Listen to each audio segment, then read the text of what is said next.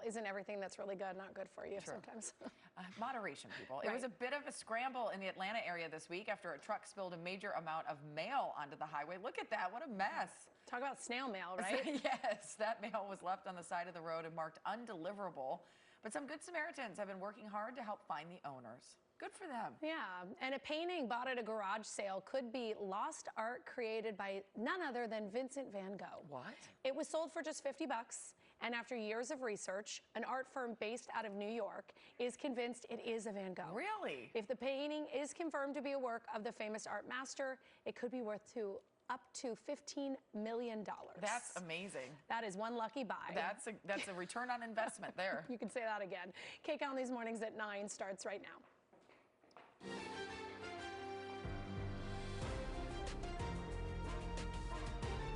This is Kcal News Mornings.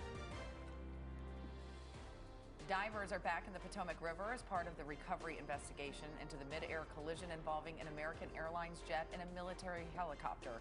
Now a decision about helicopter routes in that area.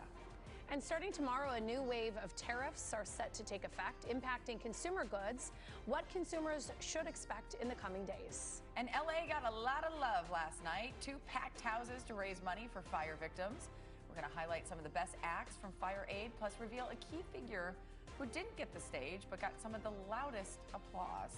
It was a very special night. A lot of victims also sharing their stories as well. Here's a live look at Los Angeles and people moving and grooving on the highways there. Looking good on this Friday. We hope you're having a good morning watching Kcal News Mornings at 9. Today is Friday, January 31st. I almost said July. I'm just trying to speed up the year. It does feel like a long month. It does. It's the 31st, though. We're turning the page tomorrow. I'm Jamie Yukas.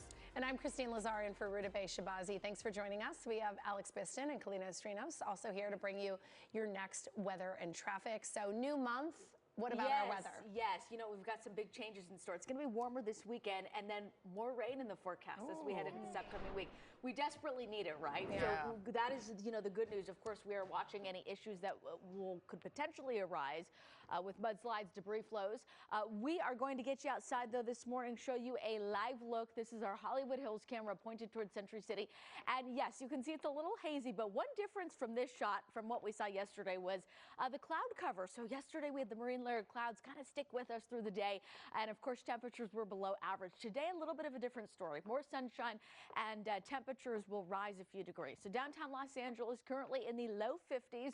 Winds are calm, and the good news is I don't have any advisories, watches, or warnings in effect. So overall quiet weather as we head through the next few days. Let's go now to Ontario, where we are seeing those clouds this morning. Temperatures a little bit cooler there, so 40s and 50s to start off your Friday.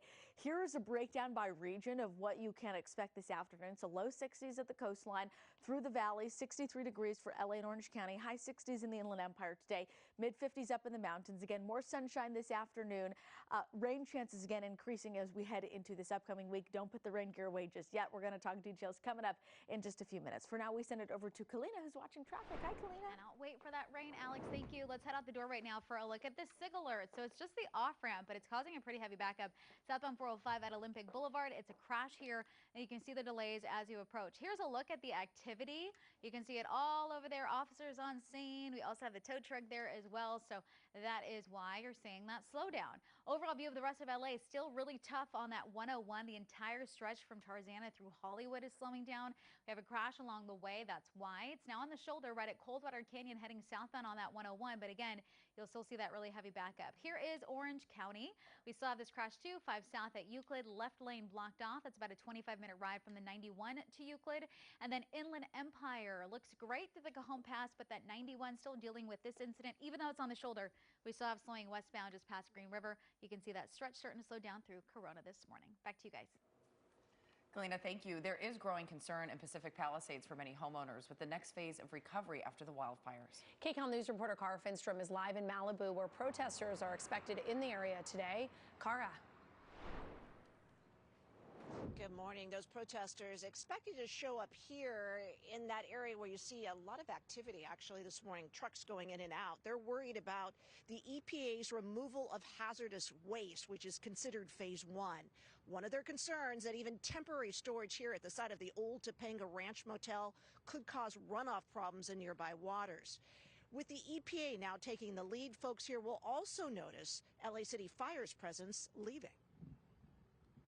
Today, the majority of our fire resources are going to be leaving. So we're going to be having our LAFD Coupa inspectors who are working with the EPA will be remaining on scene. They are looking for lithium-ion batteries, and these batteries can be found in our electric vehicles, also in electric bikes, electric scooters, and then just regular household items like propane tanks, oils, and other household chemicals.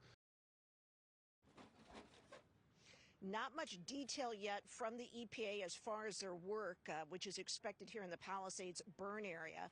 Once they wrap up with that hazardous waste removal at individual sites, landowners will have two options for getting the rest of the debris removed. They can hire their own contractor, or they can allow the Army Corps of Engineers to do it. The Corps will build the homeowner's insurance, will not charge for anything that's not covered. More than 600 right of entry forms giving the Corps permission to do so were submitted the first day they were available, and homeowners have until March 31st to complete them. The Corps has a history of incredible work in disaster zones, but in 2017, after devastating fires up in Northern California, 1,000 homeowners said that contractors damaged or removed perfectly fine foundations and other infrastructure because they were paid by the ton. We have reached out to the Corps for comments, still waiting on that. We also raised the issue with area Congressman Brad Sherman. The first thing I do is I call the relevant colonel of the Army Corps of Engineers and say that we have to design these contracts so there isn't a perverse incentive to take more than is necessary. Thank you for bringing that to my attention, and I will bring it. I'm sure they've thought of it, but I want to make sure that there's no perverse incentive in these contracts. All right, finally giving you a look at the Malibu Daily's post, a call for protesters to come to this spot at Topanga and PCH this afternoon. Again, they're concerned with the hazardous waste removal, even temporarily being processed here, and that has been an issue in both the Palisades and the Eden fire recoveries. Back to you. All right, Cara, thank you. We'll wait to see what happens later today. And developing news now, fire rips through a building in Pomona. Assignment manager Mark Lew's at the desk with progress from firefighters, Mark. Yeah, the good news, they got a handle on this one, but not before a partial roof collapsed. One of the walls started to bow out, and a facade nearly came off the side. And the worst part about this all is this may be a case of arson. Let me show you some video from Kcal. You're going to see here the big flames coming out of the roof of this one-story commercial building. It's about 7,500 square feet of space there. Vacant. It's at the corner of Gary and Center in Pomona. Now, it was just about 5:25 this morning that LA County Fire said they started getting 911 calls. They say their firefighters were on scene 3 minutes later and immediately declared this as a defensive operation. That means no one goes inside this building. There was fire all through this business. It used to be a realty office, but they think that it was vacant at this time. So they went into, as I said, defensive mode where they fought the fire from the outside with those tall ladders, hose lines, they call them primary lines, going in there trying to get this extinguished. Now, the partial roof collapse did happen about halfway through this firefight. Good news is no injuries reported here to civilians or firefighters that were able to get this fire extinguished, but a witness tells firefighters that they saw someone running from that building just moments before that fire ignited. So they are passing that information along to the arson teams and the LA County Sheriff's Department to investigate that aspect of this fire. That's the very latest here from the desk. I'll send it back to you. Okay, Mark, thank you. Progress in the investigation into the midair collision in Arlington, Virginia. Divers have recovered the black boxes, which could provide insight into what went wrong in the skies above Reagan National Airport. As the investigation intensifies, sources tell the Associated Press the FAA has indefinitely closed routes near the airport to most helicopter traffic. Its preliminary